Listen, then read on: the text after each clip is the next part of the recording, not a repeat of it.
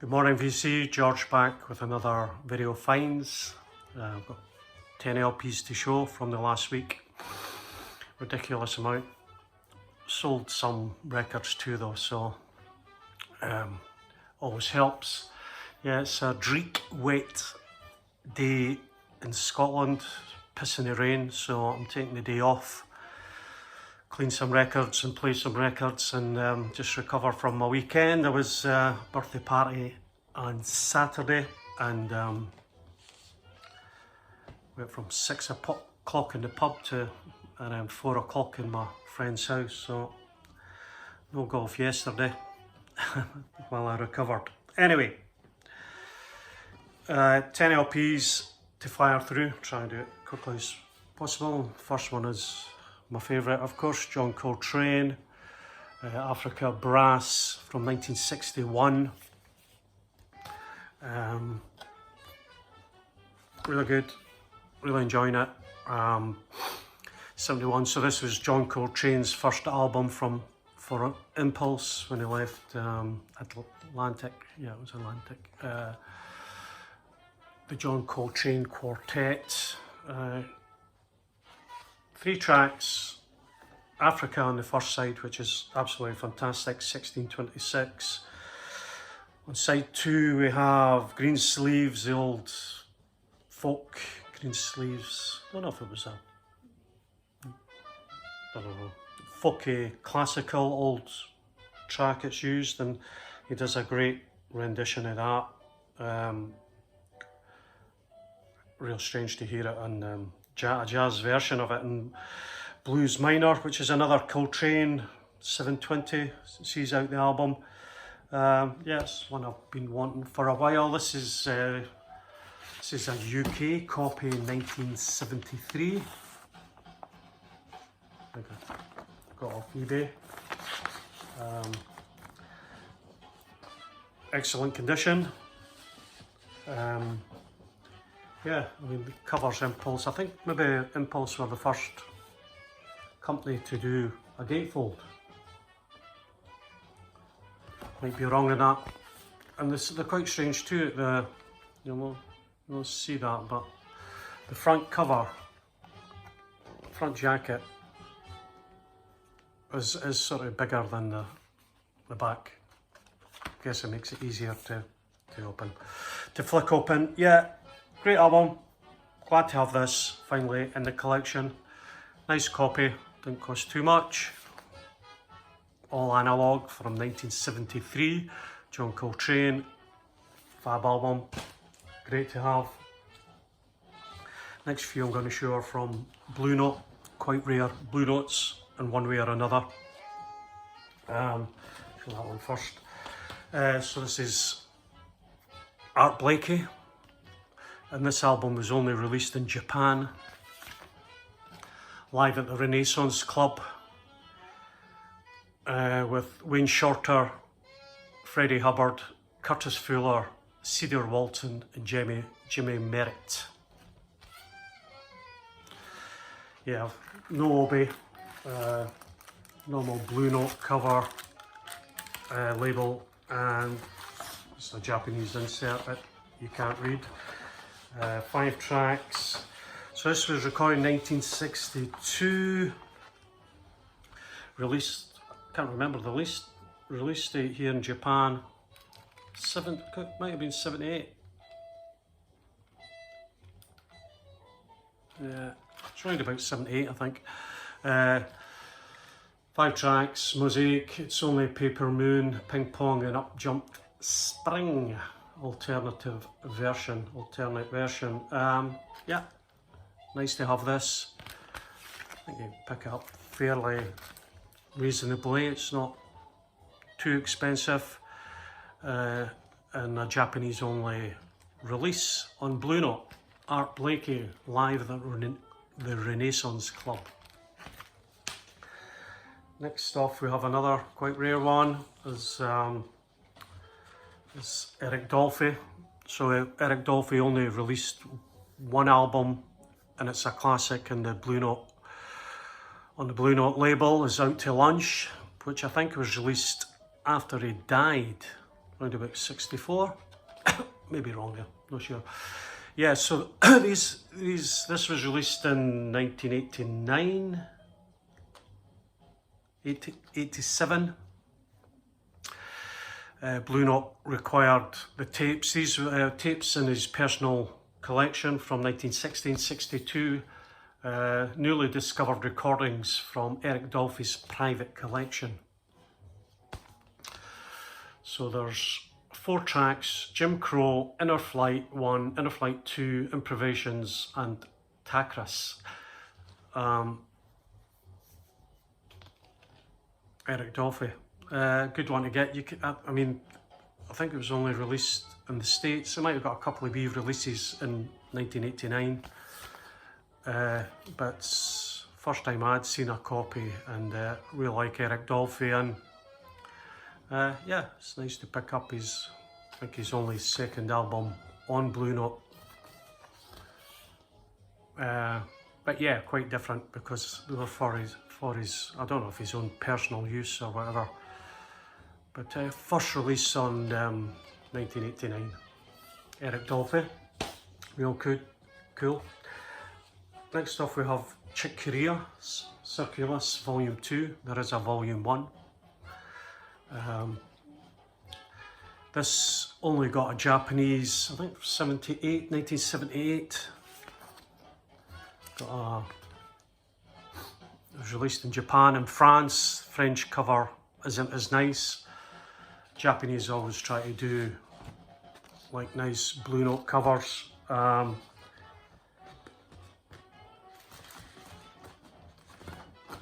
Yeah, so it's just a Japanese insert there. You can't read anything.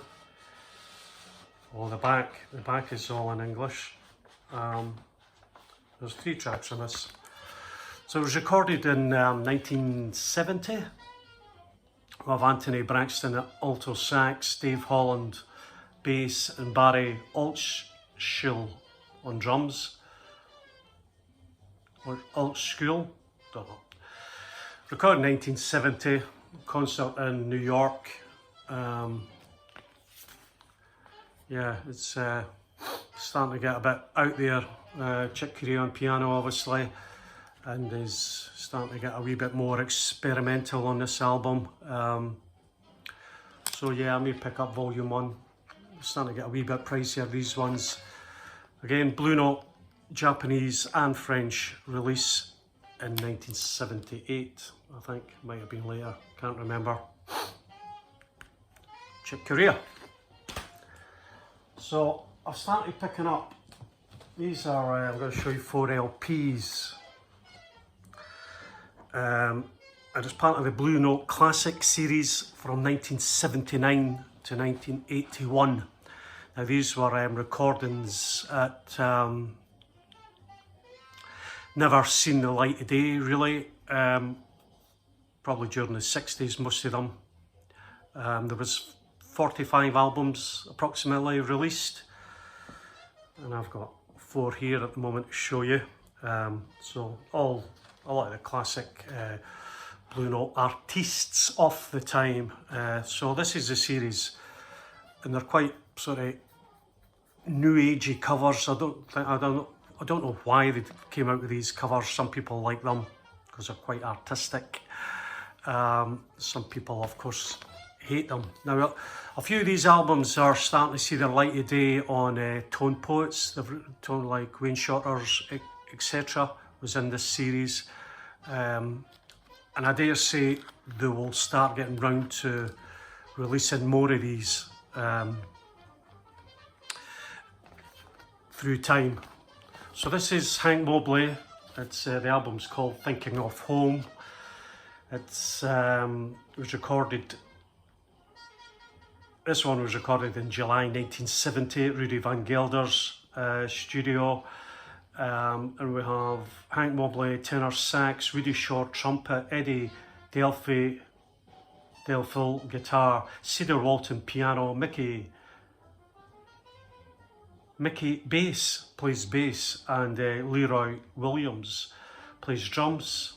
Produced by Francis Wolff, still in there doing it. Real nice album. Why these never seen the light of day, I don't know. Be various reasons. That's the Blue Note 70s and 80s label, the blue label they're on. Various reasons why they didn't come out. Next one I've got is Landslide by Dexter Gordon. So this was recorded in 1962.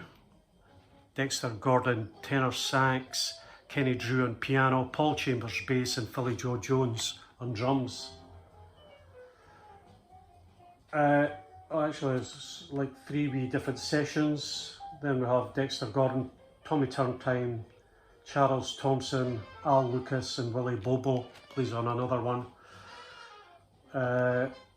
Dave Burns, Sonny Clark, Ron Carter and Philly Joe Jones again. So it's 3 wee different sessions recorded in 61 and 62. Same Blue Note, blue label for all that. And that's the old Blue Note inner with the wee blue notes. Yeah, fantastic album. 6 tracks, or 7 tracks. Dexter Gordon, Landslide. Next up we have one of my favourites, Andrew Hill, Dance with Death. This was a wee bit harder to come by, and I had to, could only get a VG Plus on this. 6 tracks, Andrew Hill.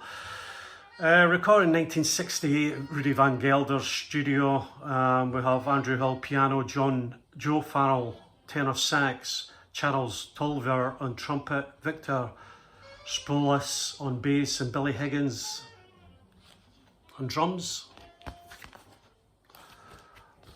All Andrew Hill songs, tunes. Yep, great album from 1968, released in 1980. As I said, they're released between 79 and 81. The LPs, great album. And lastly in this series I've got is Ike Quebec. This is the first LP I've got by Ike Quebec. Ike Quebec on tenor sax, Stanley Turntine tenor saxophone, Benny Green trombone, Sonny Clark piano, Milt Hilton on bass and Art Blakey on drums. And this was recorded in 1962. Nothing much to see on the back. So Ike Quebec is, yeah, he's a wee bit more, I think it's maybe a wee bit older sort of jazz player from, I don't know, late 40s probably, late 50s. So his sound is a wee bit softer, more bebop than the hard bop, but a lovely album. Nice to get some Ike Quebec in the collection. Next up we have the new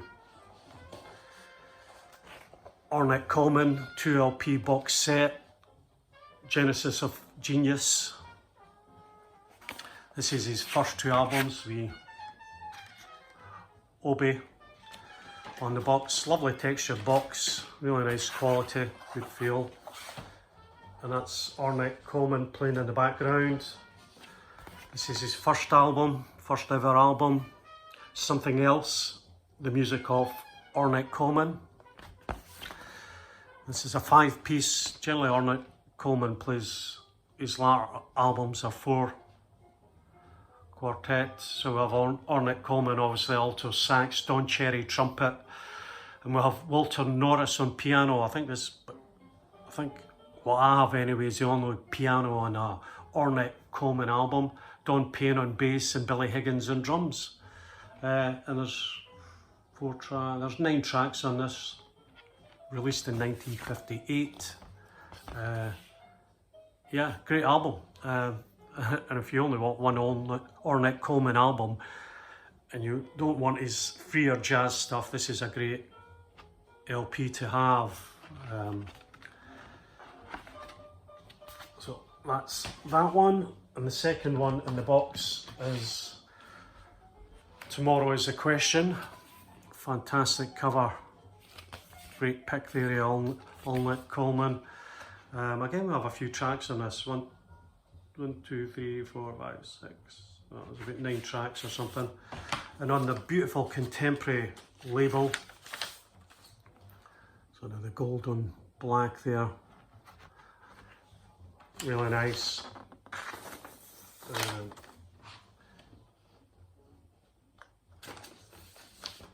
So the band, we've got Don Cherry again on piano. We then have Percy Heath or Red Mitchell on bass and Shelley Mann on drums. So it's quite sort of a different band, obviously 2 sessions, and this was released in 1959, Ornette Coleman, and this is getting just a wee bit more freer, loosening up, and yeah, a real good album, really nice. Ornette Coleman played with a plastic saxophone. Bit strange, but I liked the tone of it. Now, I don't know if it was a toy or whatever, but there you go. You get that, you get a little 7-inch book. Can't remember if I've read all this out, maybe just, I think I'm maybe halfway through it. It's the story of the early days of Ornette Coleman, recording the 2 LPs. They're quite nice. Just a, sorry, the inner of the box, a lovely wee, my local record shop managed to pick this up for me, and I'll give you a wee bit in the hype sticker, something else. This is a Question Deluxe 2 box, 180 gram vinyl, pressed at RTI, all analog tapes by Bernie Grunman, 32 page booklet, notes by Ashley Cann. So that's really nice, beautiful thing of beauty. And last but not least, 10th in the pack is Relaxing with Miles Davis Quintet, the Miles Davis Quintet. You can see that, it's actually beautiful. That little window in there is absolutely fantastic. So this was a limited release of 5,000. Pull the wee slip. We get just a little bump about the album. So this is was originally recorded on the Prestige label, and this is a super vinyl 1-step copy. Super vinyl that MoFi use and Impex Records and Music Matters Jazz, I think, were first to use. Yeah, this is one of the 4 albums that Miles Davis recorded in 2 days to get out his Prestige contract. We have John Coltrane on tenor sax, Red Garland piano, Paul Chambers bass, and Philly Joe Jones on drums. 6 tracks, yeah. And this is Relaxing. There's also Working, Steaming and Cooking are the other 3 albums. And that amazing 2-day session that he done. Sound quality is absolutely fantastic. $110. You can probably still get them. I'm not get them. I don't think they're sold out yet. I'm not sure. Now, I registered for this right away in the first minute it was available to buy. So 5,000. I got number 4,745. So a week, no, it was about 5 days later, I was telling my local record shop, you should maybe buy one if he wants. So he did, and he got his the same day as mine last week, and he got number 2,700 and whatever. I expected to maybe, well, be the first 200-300 or something like that, fairly low. So they're just throwing any box at you. And most companies don't do that, you know. If you're fast on the button, early to buy, you generally get a low number. So that was disappointing. They're all the same. They all sound the same. Sound quality is absolutely brilliant. I do have this album in a box set, and I had it on another album that I've sold. Fantastic album, nice in the collection. This is the 3rd album by Craft Recordings to do on their 1-step series. Okay, time for a cup of tea now, I think. Catch you all again. Bye then.